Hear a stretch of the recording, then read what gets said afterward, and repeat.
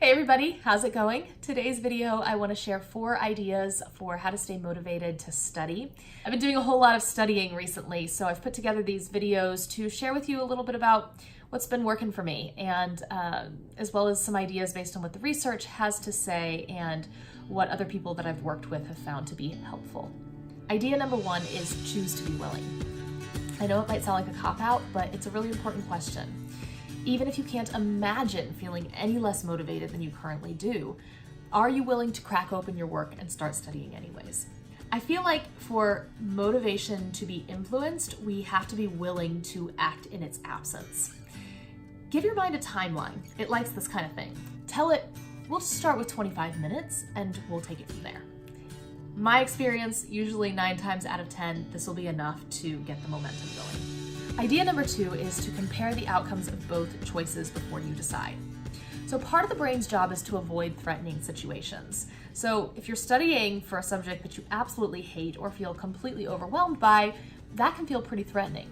So what your brain is doing is looking at the study session in front of you and going, do I really want to go there? No, not really, I don't. However, if you can stop, look beyond the process, and compare the outcomes, you can compare the outcome of studying versus the outcome of not. You can paint the picture for yourself of feeling more confident with the material, going in and acing the test, and compare that to procrastinating, not studying, going into the exam feeling anxious and frustrated, and probably bombing. Now you have 2 very different versions of yourself in front of you, and you have to decide. If you have any level of ambition, pride, or purpose for studying, suddenly an hour of your time starts to feel a lot less threatening than the inevitability of failing because you didn't even try. So what I would do in this situation is knock out the hardest stuff first when it comes to my work. That's going to make me feel more accomplished and confident, which is usually going to result in a feeling of motivation. Idea number 3 is challenge yourself to make studying fun. So when I was studying for comps, I would watch documentaries on all the different psychologists I had to learn because it helped me feel more connected to their stories, which made me interested in their work. I would YouTube videos on concepts that I struggled to understand. I would fold laundry as I was talking to myself out loud because I don't really like to sit and study for long periods of time. I let myself do practice exams from Starbucks on a regular basis. It helped me track my progress, and at the same time, I got to have my grande misto. The point is, you can make studying bearable or even fun if you can be willing to get creative in the process. Idea number 4 is to identify the barriers between you and motivation. So there are 5 universal barriers, or we call hindrances, in mindfulness that all of us deal with from now and again. If you can identify which ones are affecting your studies, then you're in a really cool position to learn how to work with them through practice. So I'm creating videos for how to work with each of the hindrances, which I'll link to the description box below as they're released. But let me introduce you to the 5 first, so you can at least pinpoint which ones might be affecting your studies. The first hindrance is desire. Desire to be doing something other than studying, to be out with your friends or watching TV. It's when studying feels like it's getting in the way.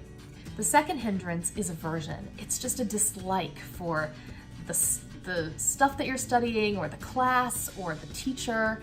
It can feel like anything from subtle resistance to what you're learning all the way to downright hatred. The third hindrance is restlessness. It's a sense of scattered energy, a wandering mind that's easily distracted. It can feel like physical restlessness or a sense of agitation. The fourth hindrance is doubt. Doubt in yourself, in your ability to be successful, even if you do study and put in the work. It's a lack of self-confidence that has you stop before you start or not fully apply yourself because you're thinking, what's the point? And the fifth hindrance is sloth. It's a lack of energy, it's a feeling of laziness and indifference. It's when you know that you're procrastinating and you don't even care. This can be really powerful because, like I said, these are central to the human condition. You will be experiencing them again and again. And now I turn it over to you. What are some ways that you stay motivated that maybe I didn't mention? Add your comments to the comments below so we can build this list of ideas even bigger. And if you liked this video, hit that subscribe button so you can get more like it in the future. Thanks for joining me and for sticking it out to the end. Good luck with your studies.